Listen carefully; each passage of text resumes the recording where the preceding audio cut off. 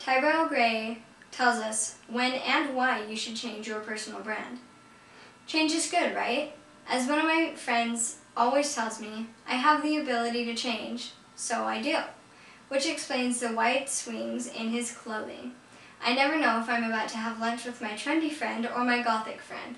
But really, it should not matter because of the internal substance is the same, right? Or is it? In January of 2009, Tropicana launched its new design for its orange juice cartons designed by the Arnell Group. It was a design that was supposed to make the juice company more current, in the words of CEO Peter Arnell, more modern, quote unquote. However, the change that dispensed with the nationally recognized orange with a straw sticking out of it was received with major disapproval by the masses. Thousands of people responded to the change via text, email, social media, phone calls, and a good old-fashioned letters to the company. And the response was all negative.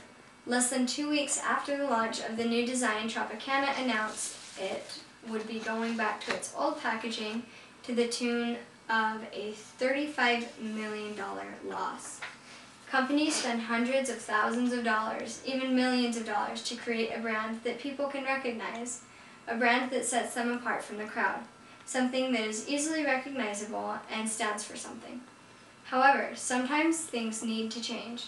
As many stories as there are of people having major roadblocks in trying to change their brand, there are just as many who encountered huge success, increased their market share, and higher revenue by designing a more appealing brand. For example, look at the colossal technology company Apple.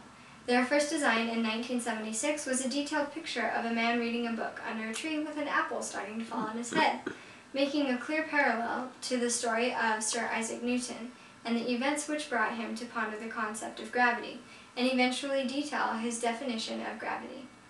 The problem was that the logo was too complex, and frankly, it was not very recognizable. When Steve Jobs hired Rob Janoff to simplify the logo, it was perhaps one of the greatest moves of the small startup. The resulting logo of an apple with a bite out of it is recognized around the world, although it has had minor changes over time. So, how can one company make a change that costs millions, and yet another change that arguably helped create the billion-dollar company that we all recognize today? The answers are a little more complex than you would think, and if you could figure out a guaranteed way to make sure that a logo or brand worked for you, then you'd be a billionaire. Nevertheless, as hard as it is to define the keys for the ultimate success, we can identify several things that are guaranteed to make you fail. Although there may be some times when you have to change your logo to keep up with the current trends, to generate new interest, or even to capture a new market share, you need to make sure that you are following a few basic rules to ensure that you are not setting yourself up for disaster. 1. Keep it simple.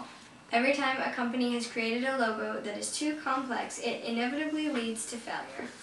People need something simple that they can recognize and easily distinguish from the crowd.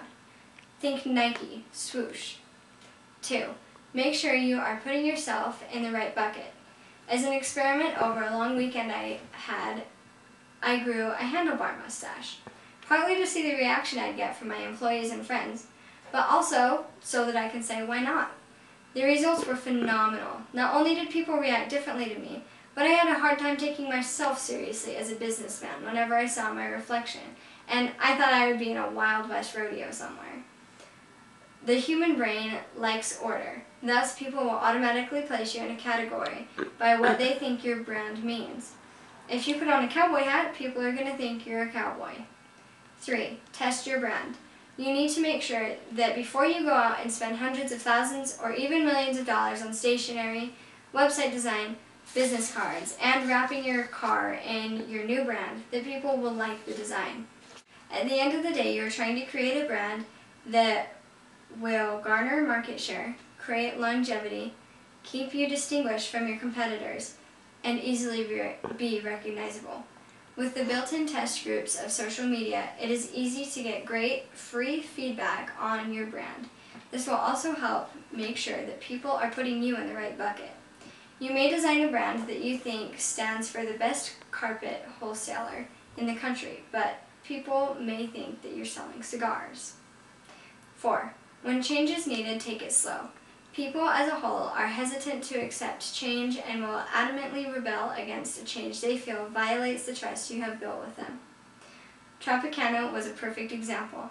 Not only did the new design get massive pushback, but the product sat on the shelves almost twice as long as normal. People just did not buy it. Yet, as Apple changed its logo over time, it has continued to gain more and more clients, mostly because the changes were subtle and kept the basic brand intact. The logo went from an apple with multiple colors inside to an apple with a black interior to the white apple that we all recognize today. Apple has managed to keep current and not alienate any of its hard-earned clientele. One aspect of the new Tropicana design that was appealing to the customers was the squeezable cap shaped like an orange. Great idea, simple and effective. Too bad it was overridden by a box design that looked generic and common. Change can be and often is necessary. However, when it comes to your brand, you need to make sure that you're sending the right message and that the message is being received. But perhaps the most important advice comes from my great-great-grandfather. If it ain't broke, don't fix it.